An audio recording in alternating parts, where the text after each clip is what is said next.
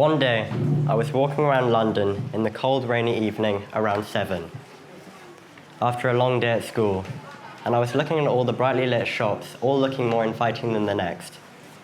Then, I get to a shop called Primark. Now, any other day, I would have wanted to buy more than half of the clothes in there. But this day was different. I was suddenly struck with the immense amount of clothing stacked on each other in rows and rows. And so many questions came into my head. Like, where does all this fabric come from? Where is it made? Who made it? And how much was that person paid? All questions I never even thought of when mindlessly buying and buying. Now, I would like to start with a few questions for you. But first, a request. I would like you to look at the clothes you're wearing right now, or to at least think about them. Do you know who made these clothes? Do you know what country they were made in? Do you know how much the person was paid who made them? Well, if you were anything like me, the answer to that is likely no. And that is sadly how the fashion industry is defined today. But it wasn't always like this. In fact, 100 years ago, you probably knew the tailor or seamstress who made your clothes. You probably knew them quite well. And in the 1960s, 95% of our clothes were made in the US. But today, that figure is less than 3. And with the increase of distance between the production location and the purchase location of our clothing, the accountability in our supply chain has decreased.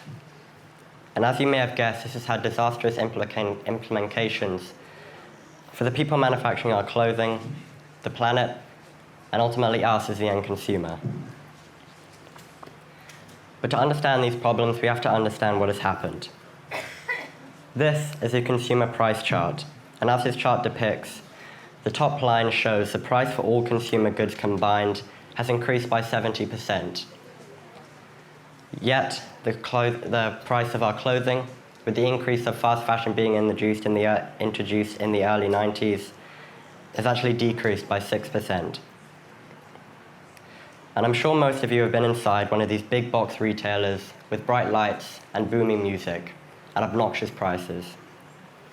£5 for a t-shirt. And for the industry, this has meant great success, as today the fashion industry is a $3 trillion industry, reaching its most profitable moment in history. Since the 1990s, average consumption has increased by 500%. This is interesting to me because even though our closets may have got a little bit bigger since the mid-90s, I don't think they're physically 5 times the square footage they once were. And I think this is because the value, the quality of our products has gone right down with the cost. And this is another way fast fashion has tricked us once again into thinking we're spending less, but in reality we're simply buying more of a lower quality product. But more importantly, the fashion industry has caused disastrous implications for people and the environment. And in regards to people, the fashion industry has created a natural house of cards that could literally collapse at any moment. In fact, it already has, on a global stage. If anyone recalls the Rona garment factory collapse, it killed over 2,000 people and injured thousands more. All garment workers. Apart from these tragedies, a similar reality exists for the people a similar reality exists for the rest of the world. This is an industry where forced labor and child labor meet. And in countries like Bangladesh, Sri Lanka, and India, the government is legalizing a $70 minimum wage per month. And if you break that down, that's just over $2 a day for the people manufacturing our clothing, thus systematically holding them in a cycle of extreme poverty. And when it comes to the planet, what's going on breaks down to where our products are made, how they're made, and where they ultimately end up. Additionally, as depicted here, by Zara's supply chain, the largest fashion retailer in the world, oftentimes our products are cut in one location, assembled in another, and have to cross multiple oceans before they eventually end up in our hands. It's no surprise that the fashion industry by itself is responsible for 10% of the world's carbon footprint. And in order to get the textures and colors we love in our clothing, it requires a tremendous amount of chemicals. With very little regulation, these chemicals have gone uglier and uglier over time. And the dyeing process uses a tremendous amount of fresh water that's completely wasted. Exactly the equivalent to 32 million Olympic swimming pools of fresh water per year. And that number is set to double by 2030. Often these chemicals end up in our oceans and into our food systems. This ends up in the fashion industry being the second most polluting industry in the world, second only to oil, claiming number one. All of this begs the question, is there a better way? So I've created Behind the Seams. Behind the Seams right now is a brand not about selling, but about advocating, and a small endeavor to inspire big brands like H&M and Zara to help make changes in the fashion industry, or to simply just inspire people beyond the green school community about my passion, project, and product. I did this by creating 10 bamboo t-shirts and sending them to 10 giants in the fashion industry. I chose to send my t-shirts to H&M, Nike, Adidas, Uniqlo, Forever 21, Reebok, Gap, M&S, Primark, and Zara.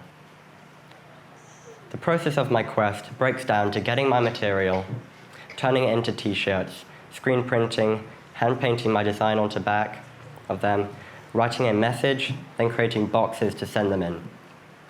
But first, the material. I chose to get my bamboo fabric from a shop in Denpasar called Paramatics. This shop focuses on making sustainable and natural fabric. Then I worked out how I was going to sew them into t-shirts. I decided to dive into the deep end and worked out how I was going to sew these t-shirts. I did this by working out how to use a machine at Green School. I also joined a sewing class, and in this class, and vigorously trying to teach myself how to use a sewing machine, I learned a lot. One thing I learned, I was very bad at sewing, and there was no way I was going to get all 10 t-shirts done by Quest. Then I was introduced to Ibumade and Pakwayan, and her son Pakwan, who were extremely helpful in the process of making my t-shirts and screen printing, because she had a screen printer in her shop just outside of Green School, and she said I could use it, which was great. So I spent as much time using the machine at Green School and my sewing class and tried to help Ibumade and Pakwayan as much as I could. Then, when all the t-shirts were done, it was time to screen print. As you can see here, I had what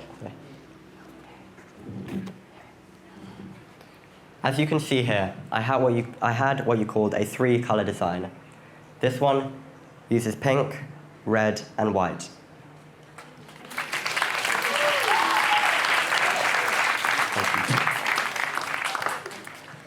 This was an amazing experience because I never knew how screen printing worked before this experience, and it was amazing to see my product coming to life. When the t-shirts were sewn and screen printed, it was time to do my hand-painted design on the back. I've always loved art and wanted to incorporate my art and my love for art into this project, at the same time portraying fast fashion. In the end, the t-shirts turned out like this.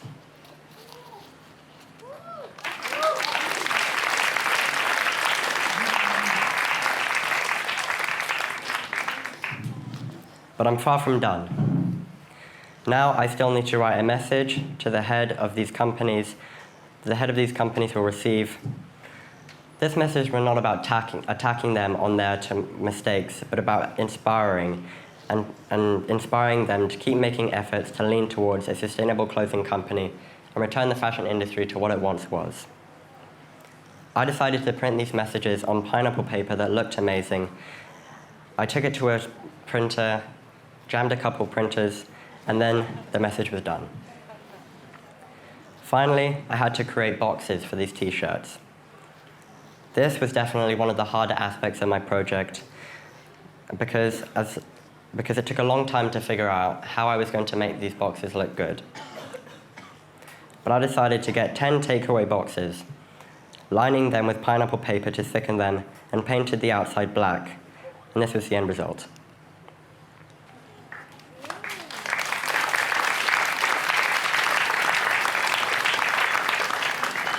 Thank you. Now it was time to progress to the next aspect of my project, which was to send these t-shirts to 10 giants in the fashion industry. The challenge I experienced with this was money. I got a $1 million grant for this project from the project bank, and if I wanted to send my t-shirts worldwide, it was going to cost a lot more than that. So I started asking around if any families were already going closer to some of these locations, then they could send them locally. And it turned out there were. Phoebe and Kathy are two close friends of me and my family, and they offered to take them all the way to England. So I gave them 2, and they're currently on their way to Zara.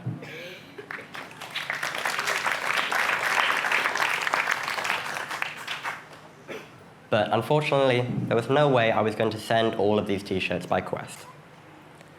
So this is an ongoing project.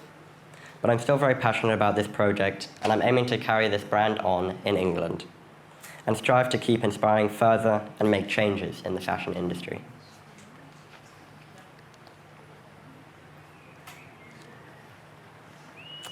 One last thing before I'm done. I would like to give you an invitation to join me, to not be a part of the fashion industry, by getting involved, staying curious, and consuming smarter by shopping at second-hand shops and choosing an ethical brand. Maybe this brand is not perfect, but it's slightly better than what you're wearing right now. And finally, I would like to give a huge thank you to everyone involved in my project, my parents, all of the Quest teachers, and all of you guys for coming to watch my Quest. Thank you.